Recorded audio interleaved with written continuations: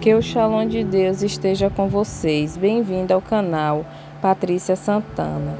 Livro de Marcos, capítulo 8, a partir do versículo 1, tem por título A segunda multiplicação dos pães e peixes.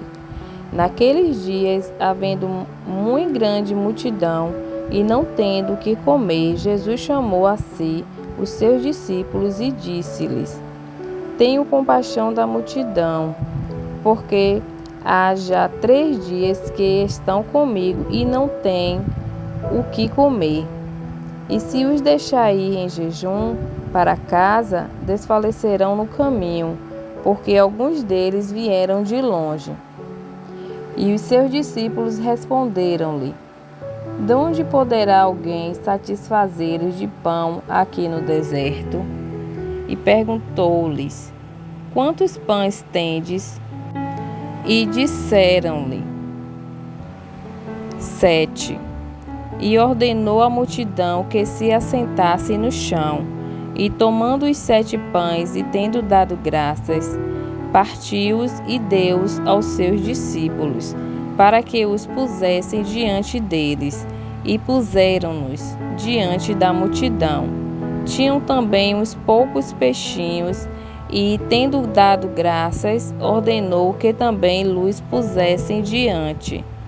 E comeram e saciaram-se, e dos pedaços que sobejaram, levantaram 7 cestos. E os que comeram eram quase 4.000 e despediu-os. A partir do versículo 10, tem por título O fermento dos fariseus. E entrando logo no barco com os seus discípulos, foi para as regiões de Dalmanuta.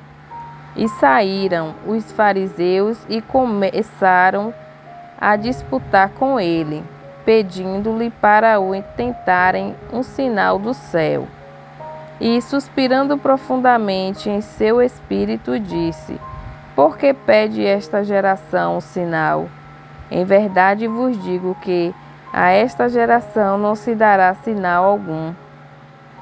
E deixando-os, tornou a entrar no barco e foi para o outro lado. E eles se esqueceram de levar pão, e no barco não tinham consigo senão um pão. E ordenou-lhes, dizendo: Olhai, guardai-vos do fermento dos fariseus e do fermento de Herodes.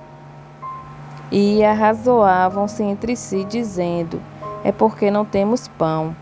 E Jesus, conhecendo isso, disse-lhes: Para que arrazoais que não tendes pão? Não consideraste nem compreendeste ainda? Tendes ainda o vosso coração endurecido? Tendo olhos, não vedes? E tendo ouvidos, não ouves? E não vos lembrais? Quando partiu os 5 pães entre os 5.000, quantos cestos cheios de pedaços levantastes? Disseram-lhe: 12. E quando partiu os 7 entre os 4.000, quantos cestos cheios de pedaços levantaste? E disseram-lhe: 7. E ele lhes disse: Como não entendeis ainda? A partir do versículo 22 tem por título Cura de um cego de Betsaida. E chegou a Betsaida e trouxeram-lhe um cego e rogaram-lhe que lhe tocasse. E tomando o cego pela mão, levou-o para fora da aldeia. E cuspindo-lhe nos olhos, e impondo-lhes as mãos, perguntou-lhe se via alguma coisa. E levantando ele os olhos, disse: Vejo os homens, pois os vejo como árvores que andam. Depois tornou a pôr-lhe as mãos nos olhos, e ele, olhando firmemente, ficou restabelecido e já via ao longe e distintamente a todos. E mandou-os para sua casa, dizendo: Não entres na aldeia. A partir do versículo 27 tem por título A confissão de Pedro. E saiu Jesus e os seus discípulos para as aldeias de Cesareia de Filipe, e no caminho perguntou aos seus discípulos, dizendo: Quem dizem os homens que eu sou? E eles responderam: João Batista, e outros Elias, mas outros um dos profetas. E ele lhes disse: Mas vós quem dizeis que eu sou? E respondendo Pedro lhe disse: Tu és o Cristo. E admoestou-os para que a ninguém dissesse aquilo dele. E começou a ensinar-lhe que importava que o Filho do Homem padecesse muito, e que fosse rejeitado pelos anciãos e pelos príncipes dos sacerdotes e pelos escribas, e que fosse morto, mas que depois de 3 dias ressuscitaria. E dizia abertamente estas palavras. E Pedro o tomou à parte e começou a repreendê-lo.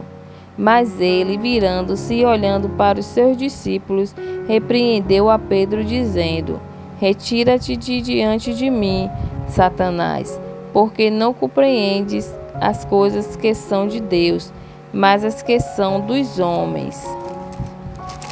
A partir do versículo 34 tem por título: Cada um deve levar a sua própria cruz.